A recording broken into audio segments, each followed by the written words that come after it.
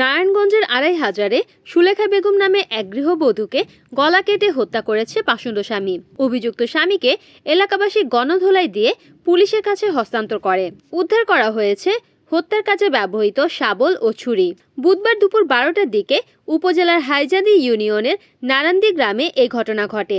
নিহত সুলেখা বেগম ২৫০০-এর নারান্দি গ্রামের রৌফ মিয়ার স্ত্রী এবং পার্শ্ববর্তী কলাগাছিয়া নয়াপাড়া গ্রামের আব্দুলের মেয়ে। নারায়ণগঞ্জ জেলার সহকারী পুলিশ সুপার মেহেদি ইসলাম জানান, ২০ বছর পূর্বে ২৫০০-এর কলাগাছিয়া নয়াপাড়া গ্রামের আব্দুলের মেয়ে সুলেখা আক্তারের সাথে পার্শ্ববর্তী নারান্দি গ্রামের মৃত চান মিয়ার ছেলে রৌফ মিয়ার সাথে বিয়ে হয়। বর্তমানে তাদের সংসারে 4টি কন্যা সন্তান রয়েছে।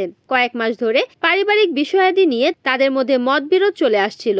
এদিকে বুধবার বেলা 12টার দিকে পারিবারিক বিষয়টি নিয়ে গৃহবধূ সুলেখার সাথে স্বামী রৌফ মিয়ার সাথে ঝগড়া হয়। এক পর্যায়ে রৌফ মিয়া শাবল দিয়ে আঘাত করে সুলেখাকে অজ্ঞান করে ফেলে। পরে ধারালো ছুরি দিয়ে জবাই করে হত্যা করে তাকে। খবর পেয়ে আশেপাশের লোকজন ঘাতক রৌফ মিয়াকে আটক করে গণধোলাই দিয়ে পুলিশের কাছে হস্তান্তর করে। পুলিশ ঘটনাস্থল থেকে হত্যার কাজে ব্যবহৃত শাবল ও ছুরি জব্দ করে। নিহতের মরদেহ ময়নাতদন্তের জন্য নারায়ণগঞ্জ জেনারেল হাসপাতালের মর্গে পাঠানো হয়েছে।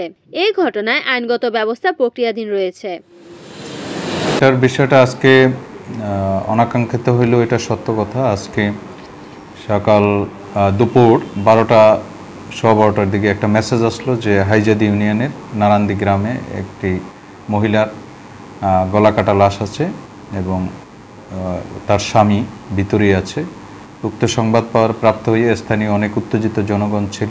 তাদেরকে বুঝিয়ে আমি ঘটনাস্থলে আমার সঙ্গে অফিসার ফোর্স সহ উপস্থিত হয়ে আমরা ঘটনার সত্যতা পাই যে মহিলার নাম হয়েছে সুলেখা বেগম ৩০, তার স্বামী হয়েছে আব্দুর রব মিয়া।